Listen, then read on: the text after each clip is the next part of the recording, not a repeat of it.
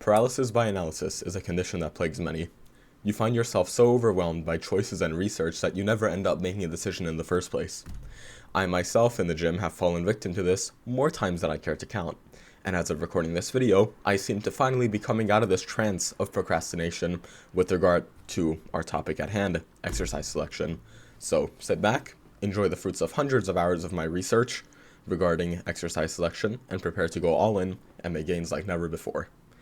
I will be using terminology from 3 main people, as fucking success leaves clues, and 3 people who I believe are all natural, and I believe are all pretty much good sources to get training information, have come to very, very similar conclusions on the 3 types of exercises you need to select to build the most amount of muscle. The first one, and the terminology I will be referring to it, is heavy stretch pump, which comes from Team 3D Alpha, Migan, Alex Eubank with his metabolic stress, mechanical tension and muscle damage that we found in some study, and Peter Khatcherian with his heavy progressive movements, fucking stretch-based movements, and squeeze-based movements. No matter what, it's all the same principle. You have one very heavy movement relative to all the others that you start out the session with, and you use that to push your tonnage and to funnel a good amount of fucking muscle growth. Then you have your stretching movement to cause muscle damage, to have a great fucking mind-muscle connection with. And then you have a pump movement to either prime your elbows, prime your fucking joints, and shit to be worked with the other movements, or just to get a massive pump, get some metabolites in there, which on their own probably do cause a bit of muscle growth, as Dr. Mike says, and fucking Migan from Team 30 Alpha. Both cool science people. They both concur that the pump adds at least something to muscle growth. Now, you will know you're dealing with a heavy movement that when you're looking up online fucking tutorials for form and shit, the cues they give you are to lift the most amount of weight and not to feel the muscle the most effectively. These are, as I said, any of the previous big 6, fucking squat, press, bench press, overhead press, pull up, row. And on these things, your main goal is basically the weight on the bar, with form enough that you don't get sent to the fucking intensive care unit. But besides that, your goal on these exercises is to progress the weight over time, of course. These are done at the beginning of the session, obviously, if there's no joint pain. If there is joint pain, then you warm up first with another exercise, usually a pump movement, and then you go into this. You can also warm up with a pump movement as a kind of pre-exhaustion, and then go into one of these to feel the muscle better if you really don't care about lifting heavy. However, if you do want to maximize the weight you use, you do these at the beginning of the session when you're fresh. Now, these should not be the only thing you do for muscle growth. The fucking neutral grip pull downs I did could be either a heavy or a stretch movement depending on how you do them. I did them kind of as a heavy movement because I'm a little bit of a retard and an ego lifter. So I just did the most amount of weight I could for, I think, 9 reps that was. And then 9 on the second set as well. But you could get a better stretch than I was getting there. And my form could be improved, obviously. However, I think that was good for what I needed it to target, and it worked for me. These are usually movements that you're going to be doing lower reps. Now, lower reps does not mean fucking maxing out all the time. Lower reps for these movements, for bodybuilding movements, is just below 10. 10 and below is a moderate to lower reps for these heavy movements. Now, for the second type of movement, and that's all the craze these days, is the stretching movement.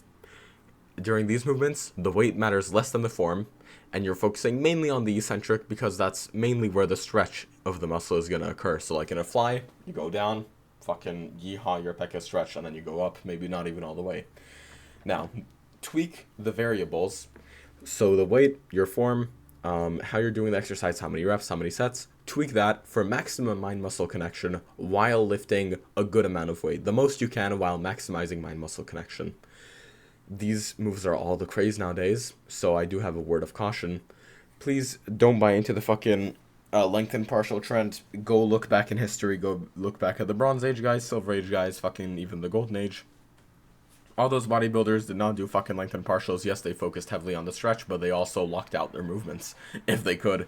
My guy, they did a full range of motion, mostly. This fucking lengthened partial trend will die out soon because it just fucking retarded, right? There's no way this one-arm iliac single-arm fucking pull-down hybrid is gonna build you more muscle than just getting your weighted pull-up up. and like maybe even modifying your weighted pull-up form just to get a better stretch, or your assisted pull-up form even to get a better stretch. So do not buy into the craze. Stick to time-proven exercises. Just proceed with caution. These movements are to be done at a moderate rep range. What I mean by moderate is 6 to 15. Now hold on. Didn't you say that lower reps was below 10? Yeah. These are kind of broad estimates. And once you do a bunch of these movements, you kind of begin to understand, like, yeah, you can do the heavy movements for like up to 10 reps, but after that, it doesn't make sense. Stretch movements, below 6, it doesn't really make sense. And what's it called?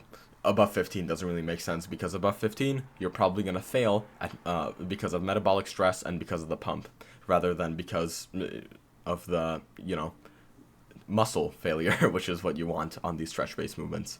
Now, the third movement type is the pump, right? Metabolic stress, or even peak contraction movements. These movements are often those that have the strength curve such that the movement is hardest at the top and at the bottom. So, a general tip I have for you here is that faster contractions equal generally a bigger pump, right? Now, don't take this to an extreme. Don't just fucking fling around weights because I said a YouTuber with like 150 subscribers said that faster contractions are more pump, right? What I mean by this is that if you have a movement that you're doing and you know that you're trying to get the best pump out of it imaginable, don't focus too much on the eccentric, right? Because that's what's going to pump the blood into the muscle, is you contracting the muscle faster and faster. The stretch-based movements, you're going to get a great feeling of tension, get a great mind-muscle connection. But the finisher or warm-up fucking pump exercises that we're putting in their own category here benefit from basically faster contractions. So if you're doing something like a V-bar pushdown and you're doing that to get a maximum pump, and maybe as a finisher and or warm-up instead of a mass builder, it does make more sense to not worry as much about the eccentric and still control it, but use common sense form rather than overly focusing on it. So you can get the best pump imaginable by just fucking doing the many contractions over time. Right, this is how push-ups work as well. Just like the best pumps you get from push-ups are always when you do them fast. So, and doing them fast dictates that, what dictates doing them fast is that you do the concentric a bunch of fucking times really fast. Now, these pump movements either serve as finishers or warm-ups before other movements, typically heavy movements or sometimes stretch movements, like in the case of an incline curl, if you find that the heavy movements damage your joints, because you don't want to avoid them, right? You just want to do them in a way that don't fucking hurt your joints. So for that reason, you want to warm up before you do these heavy movements if you do find that they cause some tendon and or joint aggravation. Or they're at the end of the session to fucking finish off the muscle group. You feel it has some juice left in it, just fucking absolutely annihilate it with some push downs for triceps, like I said. Pullovers for lats, cable pullovers, because dumbbell pullovers are mostly stretch based. Fucking flies with a cable or a peg deck for the chest. Go fucking win. What's other good examples of pump movements?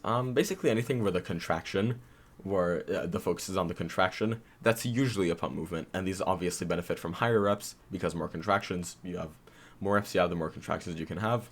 10 to 20 plus, right? You can basically go all the way up to 30 and beyond whatever the fuck. There's literally no cap, just obviously be reasonable. Don't be doing hundreds of reps because that's probably not practical over the long term. But yeah, definitely stick to higher reps for these. Stretching movements are what focus on the eccentric as opposed to pump movements, which focus on the concentric more. And heavy movements, you don't exactly focus on the form cues to feel the muscle better. You just focus on fucking lifting the most amount of weight you can safely, but while also pushing progressive overload so that you accumulate tonnage and you build fucking mass. Utilize all three of these methods. Let me know if you have any questions in the comments below. I'll be sure to answer them. Go make epic gains. See you later. Peace.